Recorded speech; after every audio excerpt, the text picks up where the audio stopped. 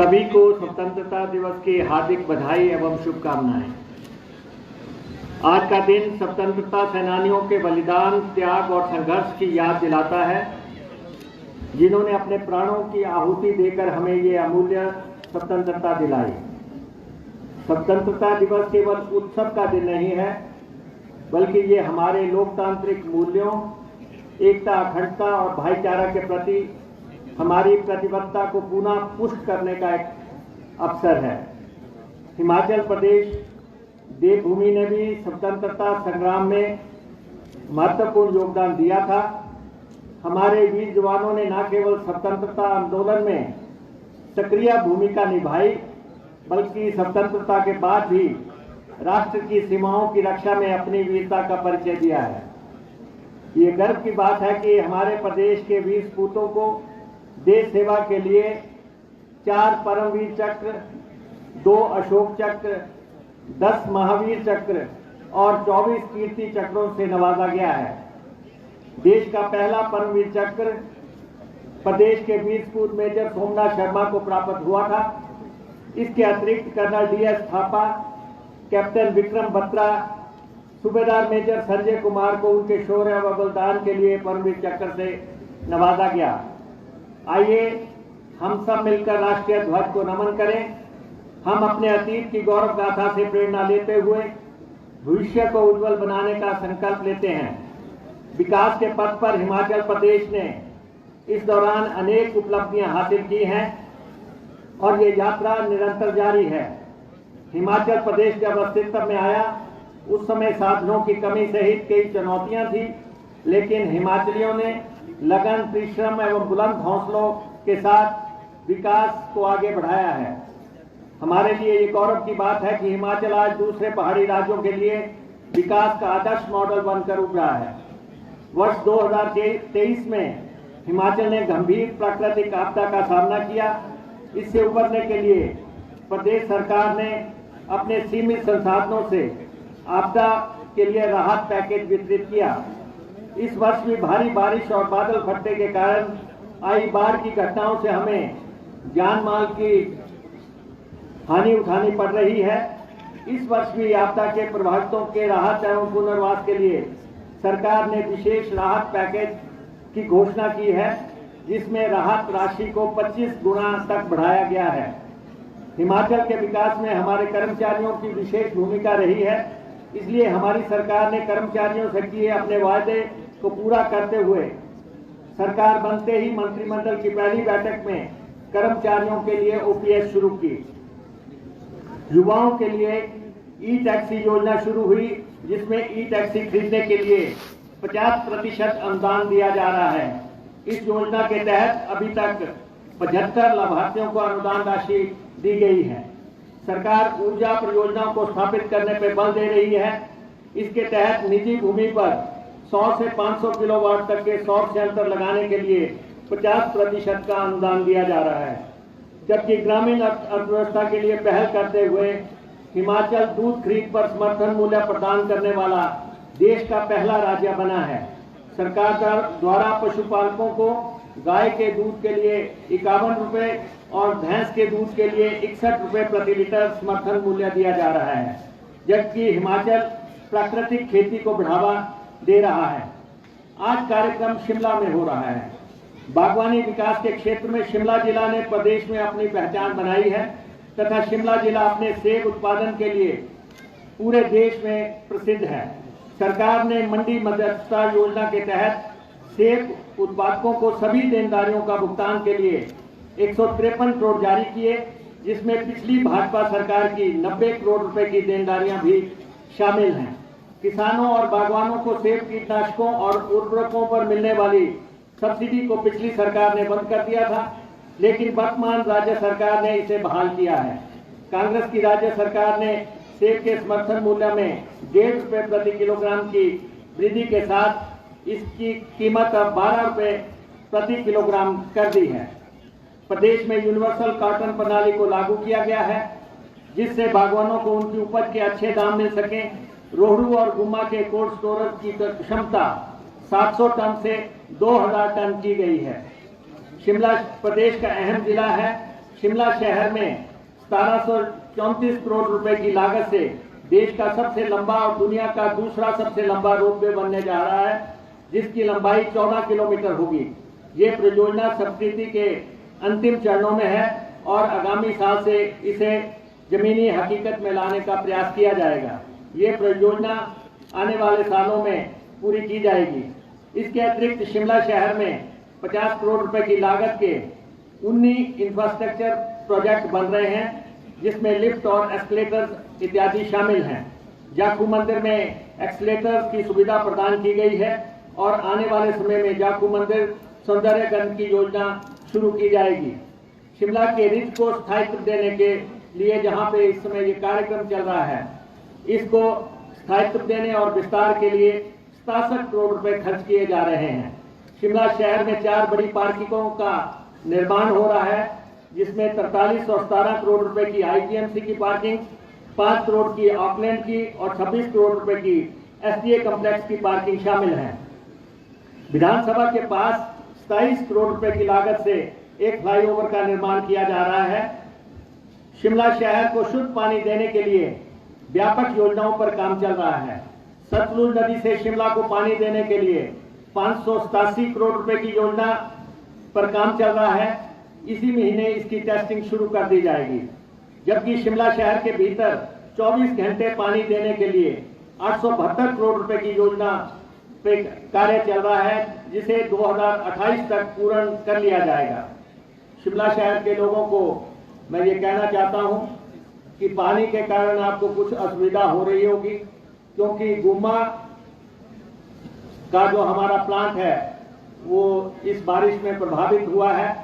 तो संभव है कि आपको अगले 24 और 48 घंटे पानी की दिक्कतों का सामना करना पड़े, लेकिन शहर को पानी मिले और इलाके को पानी मिले, उसके लिए 2 बड़ी परियोजनाएं बहुत जल्दी ऑपरेशनल हो जाएंगी। ठियोग क्षेत्र के लिए प्रदेश की सबसे बड़ी कुरपन खड्ड पेयजल परियोजना का निर्माण कार्य 315 करोड़ रुपए की लागत से युद्ध स्तर पर जारी है। इस पेयजल परियोजना को जून 2026 तक लोगों को समर्पित कर दिया जाएगा। जल जीवन मिशन के अंतर्गत जिला शिमला में विभिन्न क्षेत्रों के लिए 819 करोड़ रुपए की 236 योजनाएं स्वीकृत हुई हैं, जिसमें अब तक 706 करोड़ रुपए की धनराशि खर्च की जा चुकी है। सड़कें हमारी भाग्य रेखा कही जाती हैं और एचआरटीसी इन पर जीवन रेखा की तरह कार्य कर रही है। प्रतिदिन 5 लाख लोगों को एचआरटीसी यात्रा की सुविधा देती है। निगम राज्य के कोने कोने तक, दूर दराज दुर्गम इलाकों तक अपनी सुविधा प्रदान करती है। इसी के दृष्टिगत हिमाचल पथ परिवहन निगम के बेड़े को मजबूत करने के उद्देश्य से 1000 नई बसों को बेड़े में शामिल करने का फैसला लिया गया है, जिसमें से 33 नई वाल्वो एचआरटीसी के बेड़े में शामिल हो चुकी हैं और 280 नई बसें हमारे पास पहुंच चुकी हैं। पर्यावरण संरक्षण की दिशा में सरकार द्वारा हर संभव प्रयास किए जा रहे हैं। प्रदेश सरकार ने इलेक्ट्रिक चार्जिंग स्टेशन स्थापित करने के लिए 110 करोड़ रुपए की राशि स्वीकृत की है। परिवहन विभाग ने बीते 1.5 वर्षों के भीतर राजस्व अर्जन के क्षेत्र में एक नया कीर्तिमान स्थापित किया है। विभाग ने रिकॉर्ड 16 महीने में 1236 करोड़ रुपए का राजस्व अर्जित किया है। ये प्रदेश सरकार के नीतिगत फैसलों की उपलब्धि, विभाग की पारदर्शी, सुधारात्मक और दक्ष कार्य प्रणाली का प्रत्यक्ष प्रमाण है। राज्य सरकार द्वारा 2 ऑटोमेटिक टेस्टिंग स्टेशन जिला हमीरपुर व ऊना में लगाए जा रहे हैं, जिससे गाड़ियों की पासिंग टेक्नोलॉजी के माध्यम से की जाएगी। सरकार ट्रैफिक पार्क और वाहन स्क्रैपिंग सुविधाओं को तेजी से विस्तार कर रही है। सरकार प्रदेश में इलेक्ट्रिक वाहनों को बढ़ावा देने के लिए कृत संकल्प है और इस दिशा में इलेक्ट्रिक वाहन चार्जिंग स्टेशनों की स्थापना के लिए 6 ग्रीन कॉरिडोर और 129 स्थानों पर 88 पेट्रोल पंप व 23 चार्जिंग स्टेशन लगाए जा रहे हैं। मैं आपको बता देना चाहता हूं कि पहले जब सड़क हादसों में लोग घायल हो जाते थे तो कोई भी उनको अस्पताल में छोड़ने नहीं जाता था, लेकिन आप सबसे ये आग्रह है कि आप घायल को अस्पताल में पहुंचाएं। जो भी व्यक्ति घायल व्यक्ति को अस्पताल पहुंचाएगा उसको 25,000 रुपए दिए जाएंगे, प्रोत्साहन राशि के तौर पे दिए जाएंगे। अन्यथा पहले ये माना जाता था कि जो अस्पताल छोड़ने जाता है उसी के विरुद्ध केस दर्ज हो जाता है। अब इस नीति में संशोधन कर दिया गया है और इसे प्रोत्साहन के साथ जोड़ दिया गया है। रोपवे के क्षेत्र में ग्रामीण कनेक्टिविटी के अंतर्गत 800 मीटर लंबे बगलामुखी रोपवे को जनता को समर्पित कर दिया गया है। ये परियोजना 54 करोड़ की लागत से पूर्ण हुई है। आपदा के दौरान ये रोपवे राहत सामग्री, राशन, दवाएं और स्थानीय निवासियों को लाने ले जाने का एकमात्र साधन साबित हुआ है। पर्यटन की दृष्टि से कुल्लू के ढालपुर पीज रोपवे परियोजना, जिसकी कुल लंबाई 1.20 किलोमीटर है और इस परियोजना पे 80 करोड़ रुपए खर्च होंगे। धार्मिक दृष्टि से महत्वपूर्ण बाबा बालकनाथ रोपवे परियोजना पर 65 करोड़ रुपए खर्च किए जाएंगे। बिजली महादेव रोपवे के निर्माण पर 278 करोड़ रुपए खर्च किए जाएंगे। इसके अतिरिक्त माता चिंतपूर्णी रोपवे के निर्माण पर 76 करोड़ रुपए खर्च किए जाएंगे। जल शक्ति के क्षेत्र में नूरपुर विधानसभा क्षेत्र के अंतर्गत बनाई जा रही 4000 हेक्टेयर वाली फीना सिंह मध्यम सिंचाई योजना, जिसकी संशोधित लागत 643 करोड़ रुपए है, उसको नए सिरे से शुरू किया जा रहा है। 300 करोड़ रुपए खर्चा करने के बाद पिछले 12 साल से ये परियोजना बंद थी। अब इसके लिए 25-26 में 313 करोड़ रुपए हमें भारत सरकार से हासिल करने में स्वीकृति हमने हासिल की है। इसी तरह ऊना जिला के बीच क्षेत्र में 75 करोड़ की खेत सिंचाई योजना की मंजूरी भी हासिल हो गई है। मंडी के धर्मपुर और इसके आसपास की 14 योजनाओं पे लंबित 144 करोड़ रुपए की राशि को भी केंद्र से हम हासिल करने में कामयाब हो गए हैं। जल जीवन मिशन के बकाया 1200 करोड़ रुपया केंद्र से हासिल करने का हम प्रयास कर रहे हैं। न्यू डेवलपमेंट बैंक एनडीबी द्वारा वित्त पोषित हिमाचल प्रदेश ग्रामीण जल आपूर्ति परियोजना के तहत 745 करोड़ रुपए की लागत से 24 ग्रामीण जल आपूर्ति योजनाओं का निर्माण हो रहा है। एशियन डेवलपमेंट बैंक एडीबी द्वारा वित्त पोषित हिमाचल प्रदेश ग्रामीण पेयजल उन्नयन एवं आजीविका परियोजना के तहत 262 करोड़ रुपए की लागत से 186 पेयजल योजनाओं के संवर्धन और पुनर्निर्माण का काम जारी है।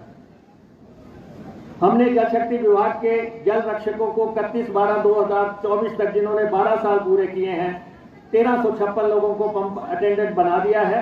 इससे पहले 184 लोगों को पंप अटेंडेंट बनाया था। इस तरह 1570 लोगों को विभाग ने तरक्की दी है। इसी तरह परिवहन क्षेत्र में पहली दफा कंडक्टर्स की भर्ती पब्लिक सर्विस कमीशन के माध्यम से हुई और 357 कंडक्टर जो है उन्हें हमने नौकरियां उपलब्ध करवा दी हैं। हमारे प्रदेश में रोबोटिक सर्जरी की शुरुआत इसी महीने में हुई है और शिमला के अटल इंस्टीट्यूट सुपर स्पेशलिटी अस्पताल में इसे शुरू किया गया है। जबकि शिमला में ही स्वास्थ्य सुविधाओं को सुधार करने के लिए इंदिरा गांधी मेडिकल कॉलेज में PET scan, MRI, linear accelerator इत्यादि स्थापित हो रहे हैं। इन सब के लिए राशि जो है उपलब्ध करवा दी गई है। सहकारिता के क्षेत्र में 1799 प्राथमिक कृषि सहकारी सभाएं जो अब तक मैनुअल चल रही थी, उनका कंप्यूटरीकरण कर दिया गया है ताकि आने वाले समय में भ्रष्टाचार पे रोक लगे और खातों का हिसाब जो है डिजिटल लोगों के पास उपलब्ध रहे। प्रदेश सरकार ने राज्य की सांस्कृतिक धरोहरों, प्राचीन मंदिरों, धार्मिक स्थलों एवं ऐतिहासिक स्मारकों के संरक्षण व विकास के लिए कई महत्वपूर्ण कदम उठाए हैं।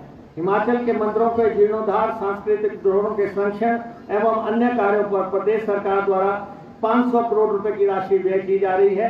इनमें माता श्री चिंतपूर्णी जी, श्री बाबा बालकनाथ जी, श्री नैना देवी जी, श्री चामुंडा धाम जी प्रसिद्ध है। शिमला के माल रोड स्थित ऐतिहासिक बेंटनी कैसल के जीर्णोद्धार के कार्य को पूरा करवाकर लोकार्पण कर दिया गया है। हिमाचल के इतिहास को दर्शाने के लिए बेंटनी कैसल में दृश्य व श्रव्य कार्यक्रम लाइट एंड साउंड शो आम जनता के लिए शुरू किया गया है। इस भवन के जीर्णोद्धार पे भी 25 करोड़ रुपए खर्च किए गए हैं। प्रदेश भर में विशेषकर युवाओं में नशे की बढ़ती आदत गंभीर चिंता का विषय है। इस सामाजिक बुराई के कारण हमने कई बहुमूल्य जीवन खोए हैं।